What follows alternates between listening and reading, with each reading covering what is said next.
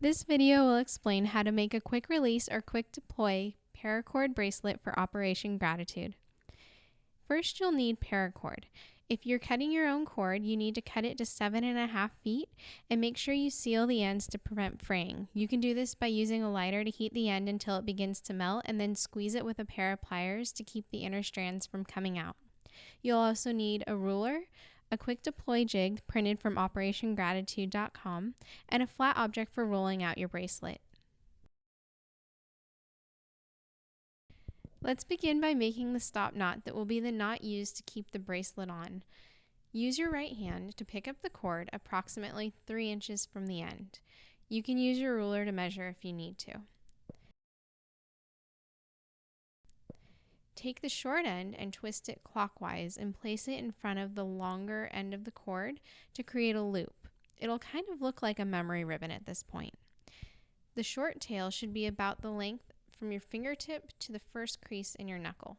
Now take the loop and transfer it into your left hand. Take the cord at the base of that loop and place it through the larger loop. With your right hand, grab onto the small loop that was just created, and then grab onto the tail with your left hand and gently pull these in opposite directions. The short tail should be about 1.5 to 2 inches long now, which is about the size of your fingertip to your second knuckle. Then take the short tail and insert it from the back of the loop towards the front and gently tighten the knot.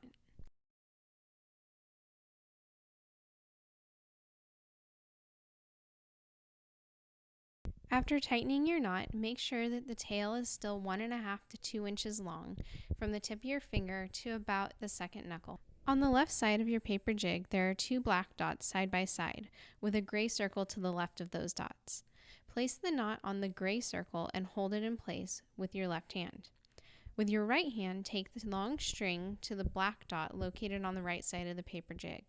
Pinch the cord with your right index finger and thumb at this point. Then pick up the cord with your right hand and bring the long cord down to the knot. Now you can flip or transfer the cord to where the knot is in your right hand and take the long cord and turn it at the base of the knot. The loop should not go past the knot at this point. Your left hand should be holding the knot and the loop, and you use your right hand to hold the loop and the long cord. Place the long cord over the loop, then pinch it with your right index finger and thumb. Let go of the knot and loop with your left hand. Take your left hand and pinch the loop and long cord 1 inch away from the end where your right hand is. You'll need to wrap the long cord counterclockwise. As the long cord is facing you, it will be pulled down and around the back side of your bracelet. The first 4 wraps should be very tight. This will make sure that the bracelet does not slip off the end of your loop as you make it. Use the bottom 3 fingers on your right hand to create tension with the long end of the rope while you twist the rest of the paracord to create the first 4 turns. If you lose the loop while you're making your bracelet, you'll have to start over.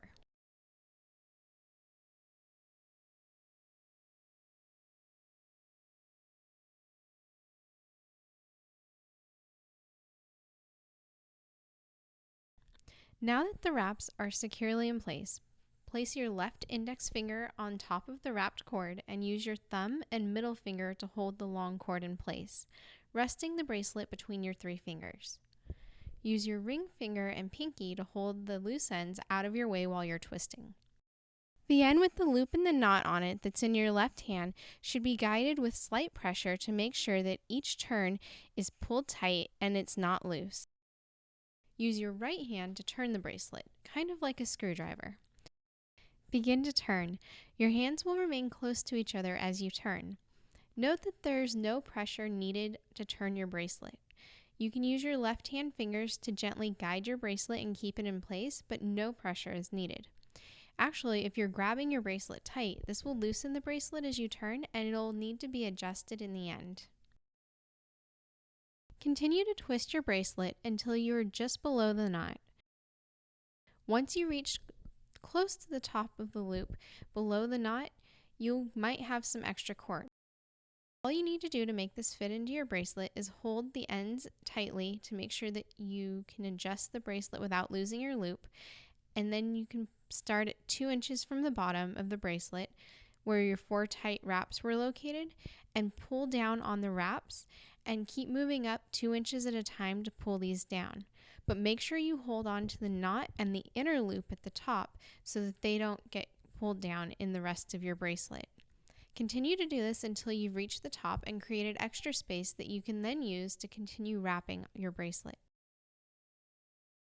If you still have extra cord when you get back to the top of the loop again, repeat that step by pushing down the cord to ensure that all of the cord that you're working with fits into your bracelet. Once you reach the top of the loop and you only have about 1/2 of an inch of the cord left, you take that cord around the knot and insert the end of it through the back side of the loop.